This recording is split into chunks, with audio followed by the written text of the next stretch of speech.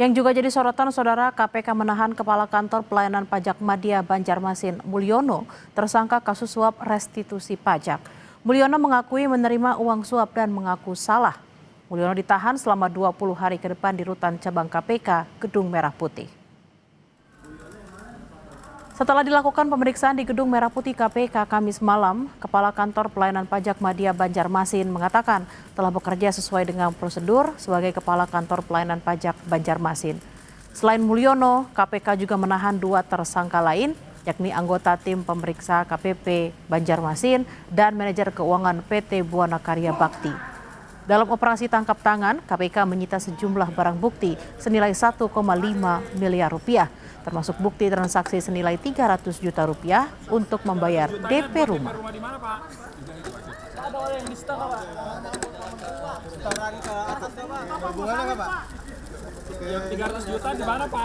Informasi lengkap terkait dengan peristiwa tertangkap tangan para terduga pelaku tindak pidana korupsi terkait pengajuan restitusi pajak di kantor pelayanan pajak KPP Banjarmasin, Kalimantan Selatan. Jadi restitusi itu adalah pengembalian kelebihan.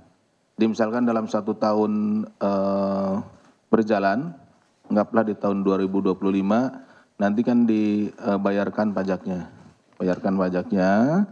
Kemudian di akhir itu dilihat, nanti diperbandingkan nanti dengan produk yang dipajaknya. Apakah nilai pajaknya memang ada lebih bayar atau kurang bayar.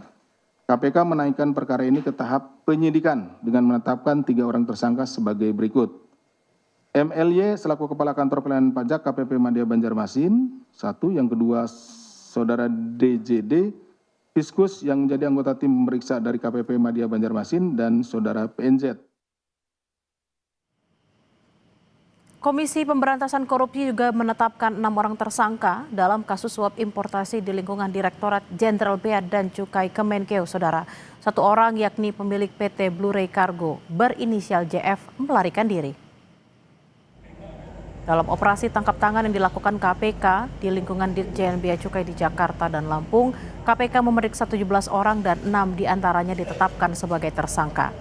Dari Ditjen Bea Cukai, KPK menetapkan Rizal selaku Direktur Penindakan dan Penyidikan Ditjen Bea dan Cukai, Orlando selaku Kasih Intel Ditjen Bea Cukai, hingga John Phil selaku pemilik PT Blu-ray Cargo. PLT Deputi Penindakan dan Eksekusi KPK menyebut John Phil melarikan diri saat dilakukan OTT dan kini masih dalam pengejaran. Ini dengan memperhatikan kecukupan alat bukti, maka ditetapkan 6 orang sebagai tersangka, yaitu Saudara RZL, Direktur Penindakan dan Penyidikan Direktorat Jenderal Bea dan Cukai periode 2024-2026. Saudara SIS selaku Kepala Subdirektorat Intelijen Penindakan dan Penyidikan Direktorat Jenderal Bea dan Cukai. Saudara ORL selaku Kepala Seksi Intelijen Direktorat Jenderal Bea dan Cukai. Ini dari pihak DJBC-nya. Kemudian dari pihak PTBR-nya, dari swastanya.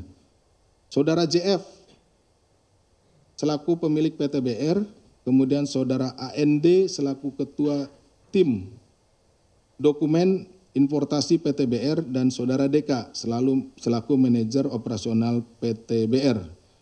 KPK selanjutnya melakukan penahanan terhadap 5 tersangka untuk 20 hari pertama.